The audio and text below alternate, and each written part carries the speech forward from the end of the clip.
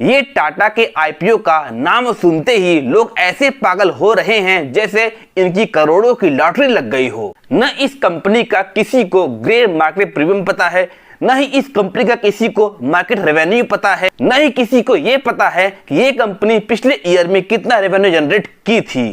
Company का business model क्या है किसी को कुछ भी नहीं पता। बस टाटा का आईपीओ है, आंख बंद करके पैसा लगा दो, कुछ नहीं तो 50% तक का प्रॉफिट गेन निकाल के दे ही देगा। ये लोगों का सबसे बड़ा मिथ्य है। कब तक बेवकूफ बनते रहोगे? पहले कंपनी के बिजनेस मॉडल को समझो। इसका करंट इश्यूज क्या है, इसकी जीएमपी कितनी है, ये कंपनी करंट में कितना प्रॉफिट गेन निकाल के दे रही है, मार्केट वैल्यू क्या है, लॉन्ग टर्म में अच्छा है या फिर लिस्टिंग गेन में कुछ अच्छा रिटर्न दे सकती है, सब कुछ मैं इस वीडियो में क्लियर करूंगा। बस वीडियो को बिना स्किप किए मेरी बात को ध्यान से सुनिए। पहले हम इस कंपनी के आईपीओ के बेसिक पॉइंट की बात कर लेते हैं, फिर चलेंगे कंपनी के बिजनेस मॉडल पर, इसके जीएमपी क्या कहती है, और लास्ट में ये जो टाटा का बहुत बड़ा भौकाल है इसका कुछ फायदा भी होगा या फिर बस मीडिया को पैसा दे करके बस टाटा का प्रचार करते जाएंगे, इस बात को भी हम क्लियर करते हैं। और लास्ट में हम ये बात करेंगे कि दूसरों की बातों को सुन करके इस आईपीओ को अप्लाई करना चाहिए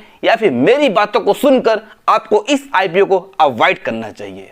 टाटा कैपिटल जो कि 1,38,000 करोड़ की कंपनी है, उसका 15,000 करोड़ का आईपीओ 6 to 8 अक्टूबर तक ओपन रहेगा, जिसका प्राइस बैंड रखी गई है 310 to 326 और वहां पर एक लॉट में 46 शेयर अवेलेबल रहेंगे। ये एक मेन बोर्ड आईपीओ है जिसमें आपको स्टार्टिंग में 40,000 रुपए इन्वेस्ट करने पड़ेंगे। ये आईपीओ एनएससी एंड बीएससी दोनों एक्सचेंज में लिस्टिंग होने वाली है, जिसकी डेट 13 अक्टूबर 2025 को रखी गई है। ये कंपनी एक एनबीएफसी कंपनी है, means non banking financial company है, जो इंश्योरेंस, क्रेडिट कार्ड्स और लोन सेल करने का काम करती है। इसके अलावा ये कंपनी वेल्थ मैनेजमेंट का भी काम करती है। एचएनआई एंड रेंटल क्लाइंट्स के लिए ये टाटा ग्रुप की कंपनी है, तो इस पर एक ट्रस्ट भी अच्छा खासा होता है। और रही बात इसके जीएमपी की, ग्रे मार्केट प्रीमियम की, तो इसका जीएमपी 7 to 8% के आसपास चल रहा है, जो आगे बढ़ भी सकता है और घट भी सकता है।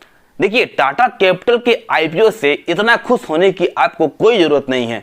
इसका रीजन क्या है बताता हूं क्यों, मेरी बात को ध्यान से सुनिए। एक तो एक बहुत बड़ा आईपीओ है जो 15,000 करोड़ का है, जो कि बहुत बड़ा है, जिसमें से 6,000 करोड़ का आईपीओ एक फ्रेश इशू है। अब यहाँ फ्रेश इशू का मतलब क्या होता है कि ये पैसा कंपनी के कैपिटल बेस के ऊपर यूज होगा, बाकी का पैसा पूरा ऑफर फॉर सेल है। और यहाँ ऑफर फॉर सेल का मतलब ये हो गया कि ये पैसा कंपनी के प्रमोटर्स एंड इन्वेस्टर्स के पास जाएगा। रही बात, देखिए, एक तो एक बहुत बड़ा कंपनी है, बहुत बड़ा आईपीओ है, इनफैक्ट प्राइवेट इक्विटी से लेकर कंज्यूमर लोन बहुत सारे ये कंपनी काम करती है, इसमें कोई डाउट नहीं है। ये एक बहुत बड़ा कंपनी है और बहुत बड़ा आईपीओ है। इस कंपनी का फाइनेंशियल्स भी अच्छा है, कंपनी की प्रॉफिट ग्रोथ भी अच्छा है, कंपनी का रेवेन्यू भी अच्छी है, इसमें कोई डाउट नहीं है। ये एक अच्छी कंपनी है, अच्छा आईपीओ है।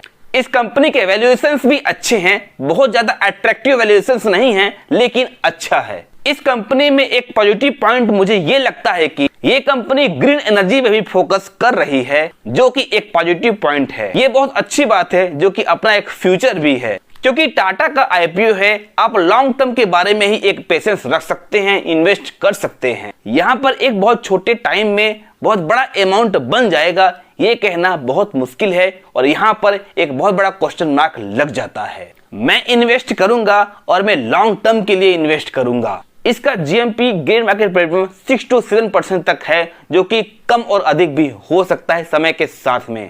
अब ये टाटा की कंपनी है, तो हो सकता है कि टाटा के नाम पर लिस्टिंग होते ही बहुत बड़ा भूचाल आ जाए, वो एक अलग बात है, जिससे एक लिस्टिंग गेन में बहुत बड़ा जंप देखने को मिल सकता है। क्योंकि ये एक बहुत बड़ी कंपनी है और बड़ी कंपनी के शेयर्स बहुत तेजी से ग्रो नहीं करते हैं। ऐसी कंपनीज के शेयर बहुत धीरे धीरे बढ़ते हैं और इसमें रिस्क भी कम होता है और रिटर्न भी कम होता है। समय के हिसाब से इसकी वैल्यूएशन हमेशा बदलती रहती है, बढ़ती रहती है, और कंसिस्टेंसी के साथ में आप इसमें इन्वेस्ट कर सकते हैं, वो भी लॉन्ग टर्म में। तो ये कंपनी एक लॉन्ग टर्म के हिसाब से एक अच्छी साबित हो सकती है। अगर आप एक लॉन्ग टर्म कंपनी देख रहे हैं जो कि ब्रांडेड भी हो, अच्छा खासा ग्रोथ भी हो और बहुत बड़ी भी कंपनी हो, तो ये कंपनी आपको लॉन्ग टर्म में एक अच्छा खासा रिटर्न दे सकती है। बाकी लिस्टिंग के हिसाब से मैं कुछ कर नहीं सकता, और इसमें आपकी क्या राय है, आपकी क्या ओपिनियन है, कमेंट में अपनी राय जरूर दें।